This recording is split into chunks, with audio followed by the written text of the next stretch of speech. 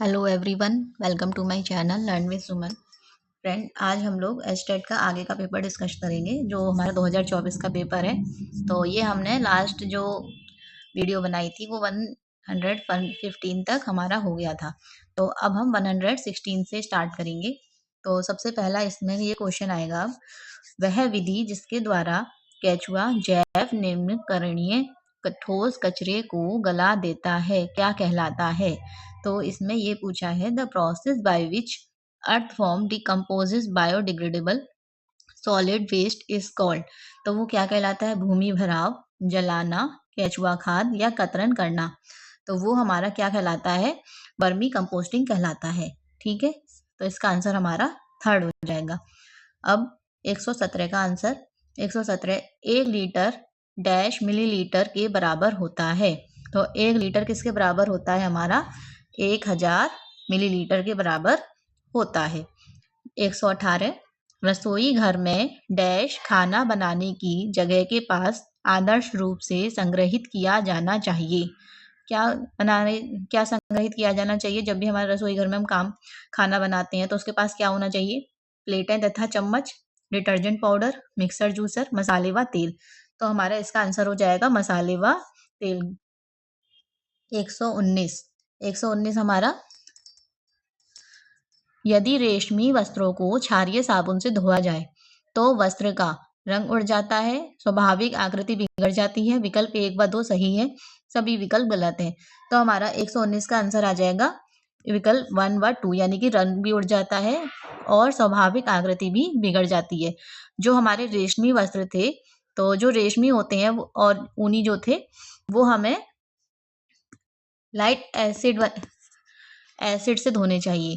ठीक है, एल्केलाइन के लिए हमारा जो होता है वो होता है हमारा कॉटन और लिनन, और एसिड के लिए होता है हमारा एसिड रेशम और हमारा वूल, जो प्रोटीन फाइबर होते हैं। ठीक है, उनके लिए हमारा एसिड यूज होता है। 120 पारिवारिक जीवन चक्र में जब दो व्यक्ति अपना नया घर प्रारंभ करते हैं तो वह अवस्था क्या कहलाती है। जब दो व्यक्ति अपना नया घर प्रारंभ कर रहे हैं, यानी कि हस्बैंड और वाइफ अपना नया घर प्रारंभ कर रहे हैं, तो वह अवस्था क्या कहलाएगी। तो धीरे धीरे करके परिवार बढ़ेगा, तो यह अवस्था हमारी प्रारंभिक परिवार की अवस्था कहलाएगी, क्योंकि वो स्टार्टिंग फेज है। ठीक है, अब इसमें बच्चे नहीं हैं कहीं भी, तो इसीलिए ये हमारा प्रारंभिक परिवार है। ठीक है, 121 अब 121 हमारा है, वित्तीय नियोजन यानी कि financial planning is a part of का एक अंश है। किसका है हमारा फाइनेंशियल प्लानिंग, इसको हम हिंदी इंग्लिश में देख लेते हैं। Finance management, finance credit, finance debit and finance loaning. तो ये हमारा जो वित्तीय नियोजन है डैश का एक अंश है, किसका, वित्तीय प्रबंधन, वित्तीय जमा, वित्तीय निकासी या वित्तीय ऋण। तो ये जो हमारा फाइनेंशियल प्लानिंग है, ये हमारा वित्तीय प्रबंधन यानी कि फाइनेंस मैनेजमेंट का एक पार्ट होता है। ठीक है, 122 शुष्क धुलाई का ये आवश्यक लाभ नहीं है। शुष्क धुलाई मतलब कि ड्राई क्लीनिंग। ठीक है, कपड़ों में पेट्रोल गंध आती है जिसे लोग पसंद करते हैं। ठीक है, पार्ट नहीं है पूछ रहा है, आपको नहीं है पे ध्यान देना है। कपड़ा सिकुड़ता नहीं है, कपड़ा मुलायम व कोमल रहता है, वस्त्रों के रंग व चमक बनी रहती है। तो जो हमारा लाभ शुष्क धुलाई के लिए आवश्यक लाभ पूछ रहा है जो नहीं है, तो उसका आंसर हमारा ये हो जाएगा, कपड़ों में पेट्रोल की गंध आती है जिसे लोग पसंद करते हैं। ठीक है, अब नंबर 123 निम्नलिखित में से कौन सा इस्त्री करने का उपकरण नहीं है। इस्त्री करने की मेज, इस्त्री, सक्शन वॉशर या फ्लैट आयरन मशीन। तो इसमें से पूछ रहा है कि नहीं है, तो हमारा नहीं है हमारा सक्शन वॉशर, यानी कि ये हमारा इस्त्री करने का उपकरण नहीं है। ठीक है, 124 हम में से सभी डैश से घिरे हुए हैं, जन्म से लेकर मृत्यु तक हम उस पर चलते, उसे पहनते, बैठते, ढकते तथा उस पर सोते हैं। क्या कहलाता है, कलफ, अपमार्जक, कपड़ा, धागा। मतलब इसमें ये पूछ रहा है, हम में से सभी डैश से घिरे हुए हैं, किससे, जन्म से लेकर मृत्यु तक हम उस पर चलते हैं, पहनते हैं, बैठते हैं, ढकते हैं तथा उस पर सोते हैं। तो जाहिर सी बात है, हम क्या पहनते हैं, पहनने से हम एक पॉइंट ले सकते हैं, पहनने से हम कपड़ा पहनते हैं। ठीक है, कलफ तो हम पहन नहीं रहे, अब मार्जिक हम पहन नहीं रहे, धागा हम सिर्फ धागा थोड़ी ना पहनेंगे, तो इसीलिए हमारा आंसर हो जाएगा एक कपड़ा। कपड़े को हम जन्म से लेकर मृत्यु तक हम उस पर चलते हैं, पहनते हैं, बैठते हैं, ढकते, सब कुछ हम जो करते हैं वो कपड़े से करते हैं। ठीक है, और इंग्लिश में देंगे तो टेक्सटाइल। डैश व्यक्ति को खुश, स्वस्थ, सुंदर तथा हंसमुख बनाते हैं। ये CO2 का अवशोषण तथा O2 का संचार करते हैं। यह क्या है? मतलब व्यक्ति को खुश बना रहा है, स्वस्थ, सुंदर तथा हंसमुख बनाते हैं, CO2 का अवशोषण और O2 का संचार करते हैं।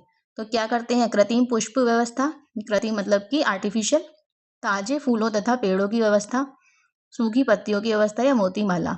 तो फ्रेश फ्लावर्स जो होंगे, ताजे फूल एंड प्लांट्स अरेंजमेंट। ठीक है। 126 आपातकालीन निधि क्या है? आपातकालीन यानी कि इमरजेंसी फंड, निधि मतलब फंड, भविष्य की देनदारियों के लिए अलग से रखी धनराशि, बचत खाते में रखा हुआ धन, अप्रत्याशित खर्च के लिए धन की बचत या फिर सेवानिवृत्ति के लिए धन का आवंटन। तो हमारा क्या है? अप्रत्याशित खर्च के लिए धन की बचत। अप्रत्याशित खर्च क्या होता है हमारा?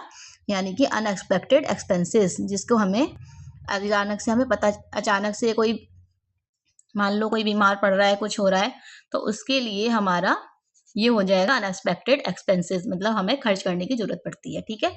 लाल, पीला तथा डैश प्रारंभिक कलर है, यानी कि प्राइमरी कलर पूछ रहे हैं, तो लाल, पीला और नीला हमारा प्रारंभिक कलर है। ठीक है। अब 128 आंतरिक सज्जा में गरम रंग किसको माना जाता है? गरम रंग, गरम पूछ रहा है, गुलाबी, नारंगी, स्लेटी या जामुनी। तो जो हमारा गरम रंग है वो हमारा नारंगी को माना जाता है। ठीक है। जैम व जेली बनाने के लिए किस परीक्षण का प्रयोग करते हैं? जैम जेली में क्या डालते हैं हम? नमक डालते हैं कि मीठा सोडा या शक्कर या सिरका? तो हम जैम जेली में शक्कर को डालते हैं परीक्षण के लिए। ठीक है। बजट निर्माण के चरणों को क्रमबद्ध कीजिए। अब हमें इसमें बजट निर्माण के चरणों, सबसे पहला क्या है? कुल संभावित आय का अनुमान, योजनाओं तथा उत्तरों की जांच करना, आवश्यक वस्तुओं तथा सेवाओं की सूची तैयार करना, या संभावित आय तथा व्यय के बीच का संतुलन बनाना। अब हम इसमें सबसे पहले ये सोचेंगे कि सबसे स्टार्टिंग हमें कहाँ से करेंगे। तो हम स्टार्टिंग, अगर हम कुछ चीज करते हैं तो सबसे पहले हम क्या करते हैं? सूची तैयार करते हैं। ठीक है। कहीं है ऐसा सी जहाँ से ये स्टार्ट हो रहा है? वैसे सी से आवश्यक वस्तुओं तथा सेवाओं की सूची तैयार करेंगे। फिर उसके बाद हम अनुमान लगाएंगे कि जो हमने सूची तैयार करी है, आय का अनुमान, कुल संभावित आय का अनुमान तैयार करेंगे। फिर संभावित आय, जो हमारी आय है, तथा व्यय के बीच का फिर हम संतुलन बनाएंगे, और फिर योजनाओं तथा उत्तरों की जांच करना। लास्ट में हम क्या करते हैं? जांच करना। तो हमारा ऑप्शन नंबर फर्स्ट इसका आंसर हो जाएगा। ठीक है। ICMR, भारतीय चिकित्सा अनुसंधान परिषद यानी कि Indian council of medical research के मतानुसार 5 से 18 वर्ष के बच्चों को डैश ग्राम प्रोटीन प्रतिदिन आहार में लेना चाहिए। ICMR के अकॉर्डिंग पूछ रहे हैं ये। तो हमारा प्रोटीन कितना लेना चाहिए? 5 से 10, 11 से 15, 60 से 80, 20 से 60। तो जो हमारा बच्चों को लेना चाहिए 60 से 80 ग्राम प्रोटीन प्रतिदिन आहार में लेना चाहिए। ठीक है। तो ये हमारा 131 का आंसर हो गया। थर्ड, दूध को संग्रहित करने के लिए डैश सबसे सुरक्षित विधि है? क्या है?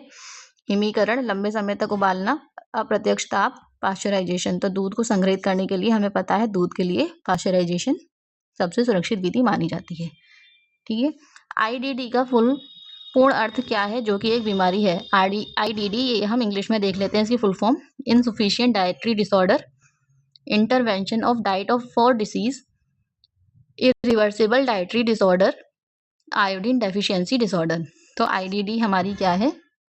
Iodine deficiency disorder. ठीक है। ऐसे ही पूछा जाता है VAD भी पूछा जाता है, तो विटामिन A डेफिशिएंसी। ठीक है। 134, अब 134 है हमारा, शरीर की बड़ी मांसपेशियों को उपयोग में लाने की क्षमता डैश कहलाती है?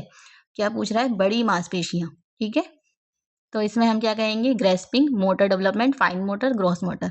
तो जो हमारा 134 है, इसमें पूछ रहा है बड़ी के लिए क्या आता है हमारा? ग्रॉस। और जो छोटी अगर पूछ ले तो उसके लिए आता है हमारा फाइन मोटर डेवलपमेंट। ठीक है। भारत में ज़्यादातर वार्षिक सफाई वर्षा ऋतु के अंत होने के तुरंत बाद डैश से पहले की जाती है। होली, स्वतंत्रता दिवस, दिवाली और रक्षाबंधन। हम जो वार्षिक सफाई करते हैं तो हमारी बारिश की सफाई के बाद, बारिश की बात हमारी क्या आनी होती है, दिवाली आनी होती है। तो हमारा आंसर 135 का नहीं, इसमें दिवाली का आंसर नहीं दिया है, तो ये हमारा थोड़ा सा अकॉर्डिंग टू आंसर की रक्षाबंधन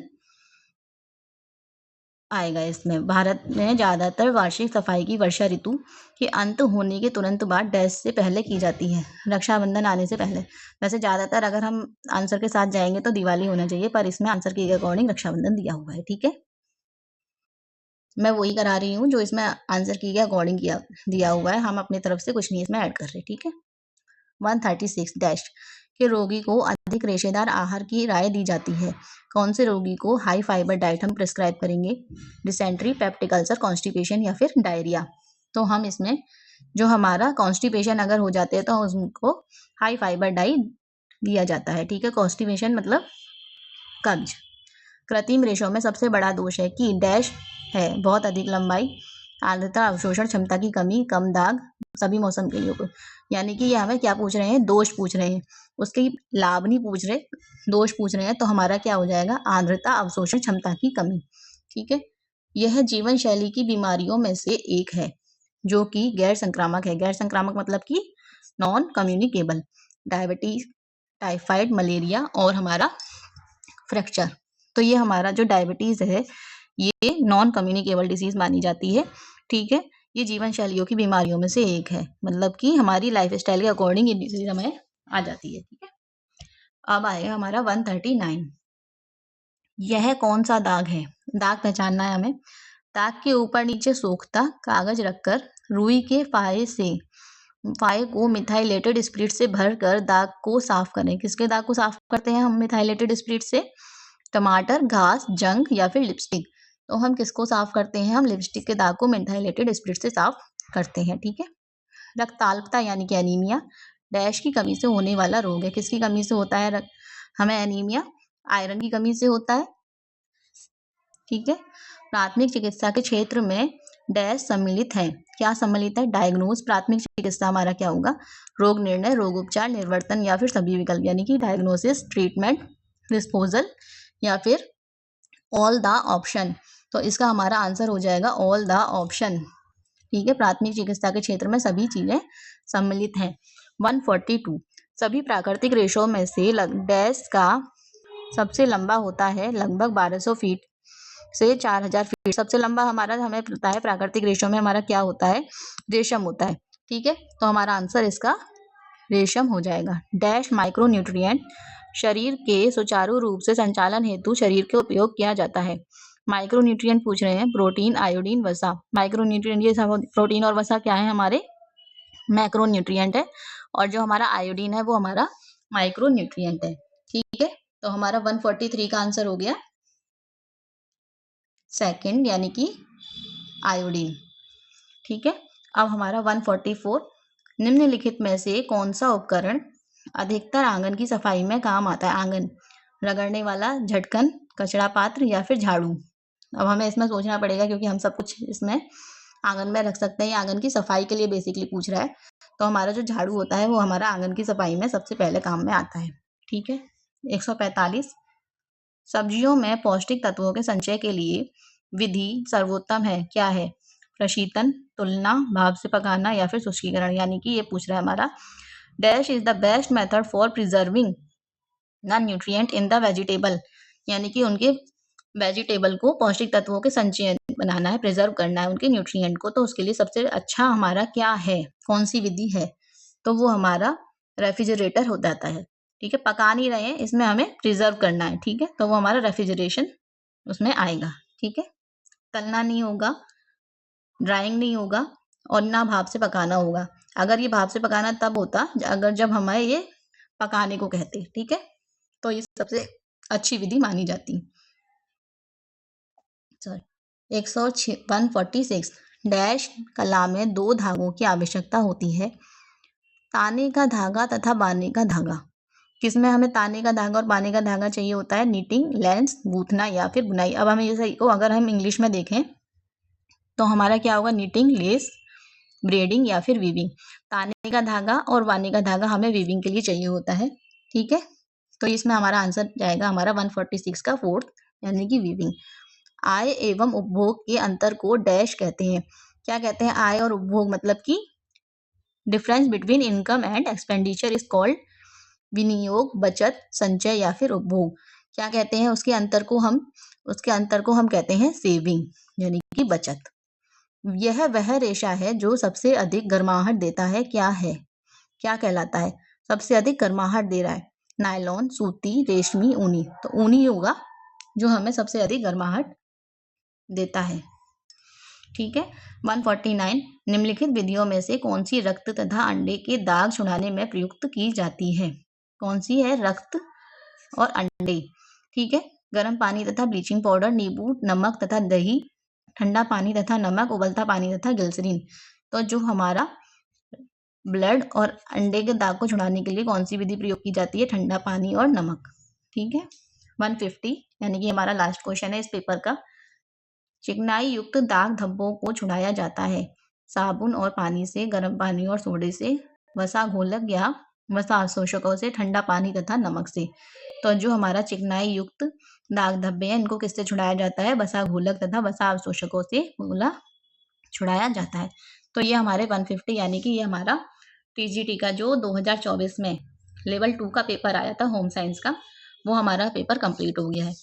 अब मैं इसके बाद पीजीटी का भी जो 2024 का जो पेपर आया है उसको भी मैं अगली वीडियो में डिस्कस करूंगी। आई होप आपको ये पसंद आए। तो अगर पसंद आए तो आप लाइक और सब्सक्राइब भी कर सकते हैं, कमेंट भी आप कर सकते हैं अगर आपको कुछ पूछना है या फिर कुछ और आपको चीज़ चाहिए। ठीक है। Thank you. आज के लिए इतना ही।